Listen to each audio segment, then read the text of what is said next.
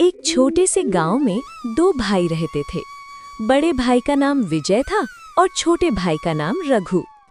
उनके पिता एक मेहनती किसान थे। उन्होंने सालों तक मेहनत करके खेत, एक अच्छा घर और थोड़ी बहुत संपत्ति बनाई थी। लेकिन समय के साथ एक दिन उनके पिता की मृत्यु हो गई। अब गांव में एक ही सवाल था, पिता की संपत्ति का बंटवारा कैसे होगा? भैया, पिताजी हमेशा कहते थे कि हमें मिलजुल कर रहना चाहिए। ये खेत, ये घर और ये सारी जमीन उनकी मेहनत की कमाई है। अगर हम दोनों मिलकर काम करेंगे तो खेत भी अच्छे से चलेंगे और घर भी खुशहाल रहेगा। मुझे भरोसा है कि अगर हम साथ रहेंगे तो कोई भी परेशानी हमारे सामने टिक नहीं पाएगी। रघु, तुम्हारी बात सुनने में तो बहुत अच्छी लगती है, लेकिन असल जिंदगी इतनी आसान नहीं होती। खेत संभालना, मजदूरों को पैसे देना, बीज खरीदना, फसल की देखभाल करना, ये सब बहुत जिम्मेदारी वाला काम होता है। तुम हमेशा से सीधे और भोले रहे हो। मुझे लगता है कि तुम इन सब चीजों को सही तरीके से नहीं संभाल पाओगे। भैया, अगर शुरुआत में थोड़ी मुश्किल आएगी तो हम सीख भी तो सकते हैं। आखिर ये पिताजी की मेहनत का फल है। हम दोनों का बराबर हक है इस पर। देखो रघु, मैं तुम्हारा बुरा नहीं सोच रहा। मैं चाहता हूं कि तुम्हें किसी भी तरह की परेशानी ना हो। इसलिए ऐसा करते हैं, खेत और बाकी सारी जिम्मेदारी मैं संभाल देता हूं और तुम्हें गांव के किनारे जो छोटा घर है वो दे देता हूं। तुम वहां आराम से रहना, अपनी जिंदगी शांति से बिताना। रघु अपने भाई की चालाकी समझ नहीं पाया। उसे लगा कि उसका बड़ा भाई सच में उसका भला सोच रहा है। इस तरह विजय ने सारी संपत्ति अपने पास रख ली और रघु को सिर्फ एक छोटा सा घर देकर अलग कर दिया। अब रघु अपनी 16 साल की बेटी गुड़िया के साथ गांव के किनारे बने छोटे से घर में रहने लगा। घर छोटा था, लेकिन उनके दिल में उम्मीद अभी भी जिंदा थी। रघु रोज सुबह काम की तलाश में गांव जाता था, लेकिन हर दिन उसे निराश होकर लौटना पड़ता था। बाबा, आप रोज सुबह इतनी जल्दी काम ढूंढने निकल जाते हैं और देर शाम तक लौटते हैं, लेकिन हर बार आपके चेहरे पर थकान और चिंता दिखाई देती है। क्या आज भी आपको कोई काम नहीं मिला? नहीं बेटी, आज भी पूरे गांव में घूमता रहा। किसी के खेत में काम मांगा, किसी से मजदूरी पूछी। लेकिन आजकल गांव में काम बहुत कम है और काम मांगने वाले लोग बहुत ज्यादा हैं। लेकिन तुम चिंता मत करो, तुम्हारा बाबा हार मानने वालों में से नहीं है। बाबा, कभी कभी मुझे लगता है कि अगर हमारे पास भी खेत होते तो हमें इतनी परेशानी नहीं होती। हम भी बाकी लोगों की तरह आराम से जी सकते थे। बेटी, जिंदगी में जो हमारे पास नहीं है उसके बारे में सोचकर दुखी होना ठीक नहीं होता। हमें हमेशा ये सोचना चाहिए कि जो हमारे पास है उसी से हम अपनी जिंदगी कैसे बेहतर बना सकते हैं। अगर इंसान मेहनत करना नहीं छोड़ता तो एक दिन किस्मत भी उसका साथ जरूर देती है। एक दिन ऐसा भी आया जब घर में खाने के लिए कुछ भी नहीं बचा था। गुड़िया चुपचाप बैठी थी। वो अपने बाबा को परेशान नहीं करना चाहती थी। गुड़िया, तुम इतनी चुप क्यों बैठी हो? क्या बात है बेटी? कुछ नहीं बाबा, बस थोड़ा सा भूख लग रही है। लेकिन आप चिंता मत कीजिए, मैं पानी पीकर भी सो सकती हूँ। अपनी बेटी की ये बात सुनकर रघु का दिल अंदर से टूट गया। उसे पहली बार अपनी मजबूरी का इतना गहरा एहसास हुआ। लेकिन उसी समय किस्मत उनके दरवाजे पर दस्तक देने वाली थी। उसी समय उनके घर के दरवाजे पर दस्तक हुई।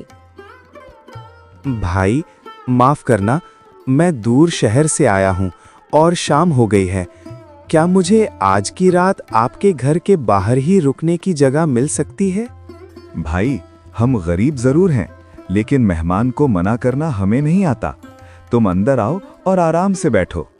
अमन ने अपने बैग से कुछ समोसे निकाले। मैं रास्ते से ये समोसे लेकर आया था। चलो हम सब मिलकर खाते हैं।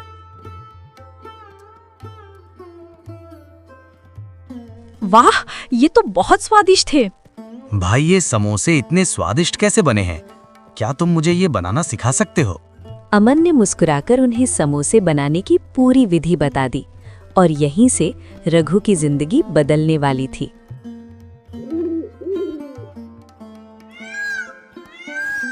गुड़िया, अगर लोग समोसे इतने पसंद करते हैं तो क्यों ना हम भी समोसे बनाकर बेचें? अगर हमारा स्वाद अच्छा हुआ और दाम भी कम रखे तो लोग जरूर खरीदेंगे। बाबा, मुझे आपका ये विचार बहुत अच्छा लगा। हम दोनों मिलकर मेहनत करेंगे। मैं मसाले तैयार करूंगी और आप समोसे तलेंगे। अगले दिन रघु ने उधार में आटा और आलू लिया। गुड़िया ने मसाले तैयार किए और रघु ने पहली बार समोसे तले।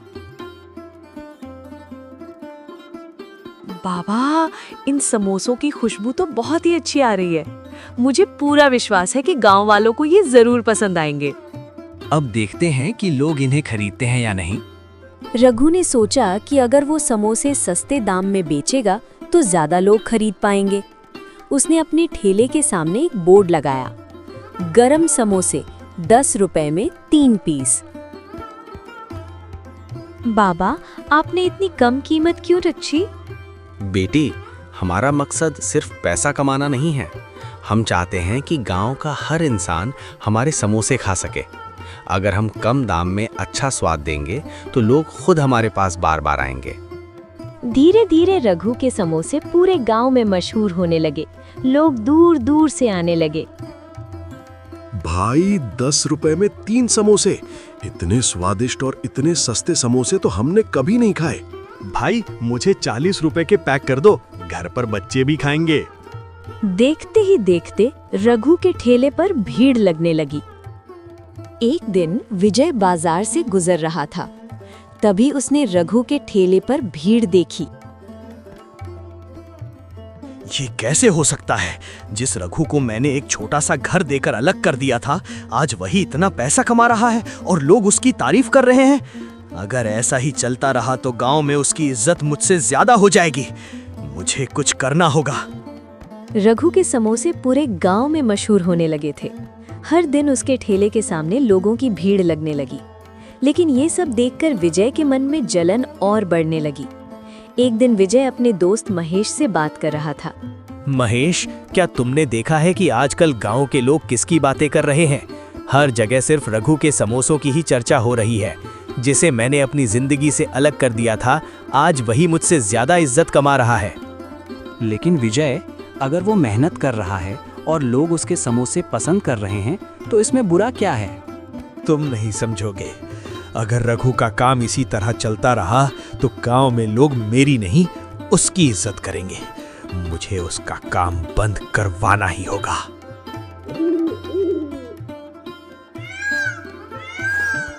अगले दिन विजय बाजार में लोगों के बीच अफवाह फैलाने लगा।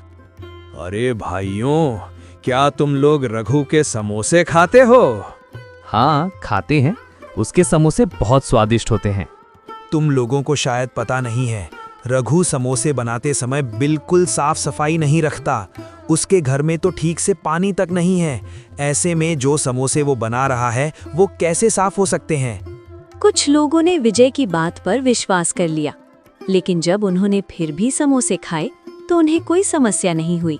अरे विजय, तुम बेकार की बातें कर रहे हो। रघु के समोसे तो बहुत साफ और स्वादिष्ट होते हैं।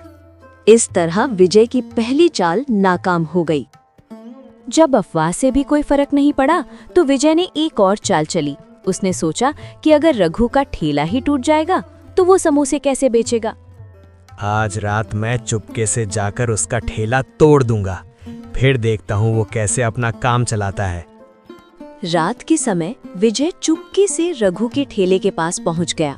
चारों तरफ अंधेरा था।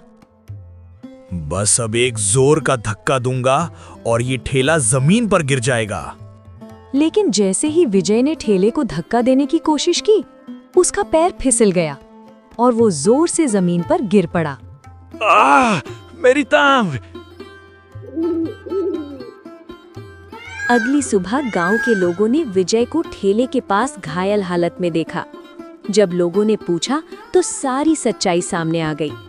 रघु ने कभी किसी का बुरा नहीं किया, फिर भी तुम उससे जलते रहे। विजय, हमें विश्वास नहीं हो रहा कि तुम अपने ही भाई का नुकसान करने आए थे। विजय शर्म से सिर झुकाकर खड़ा रहा। जब रघु को ये बात पता चली तो वो तुरंत वहां पहुंचा। भैया, आप घायल हैं। पहले चलिए, मैं आपको वैद्य के पास ले चलता हूँ। रघु, मैंने तुम्हारे साथ बहुत गलत किया है, फिर भी तुम मेरी मदद कर रहे हो। भैया, आप मेरे बड़े भाई हैं, मैं आपके लिए बुरा कैसे सोच सकता हूँ?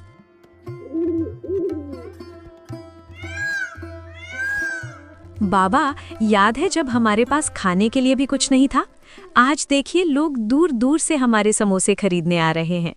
हाँ बेटी, लेकिन हमें कभी घमंड नहीं करना चाहिए। ये सब हमारी मेहनत और भगवान की कृपा का फल है। कुछ समय बाद विजय का व्यापार भी घाटे में जाने लगा। अब उसे अपनी गलतियों का एहसास होने लगा। रघु, मैंने लालच और जलन में आकर बहुत बड़ी गलती कर दी। अगर तुम मुझे माफ कर सको तो मैं फिर से तुम्हारा भाई बनना चाहता हूँ। भैया, रिश्ते माफी से ही मजबूत होते हैं। मैं आपको पहले ही माफ कर चुका हूँ। उस दिन के बाद दोनों भाइयों के रिश्ते फिर से ठीक होने लगे। विजय ने भी मेहनत करना शुरू कर दिया और रघु का समोसे का काम दिन ब दिन बढ़ता गया।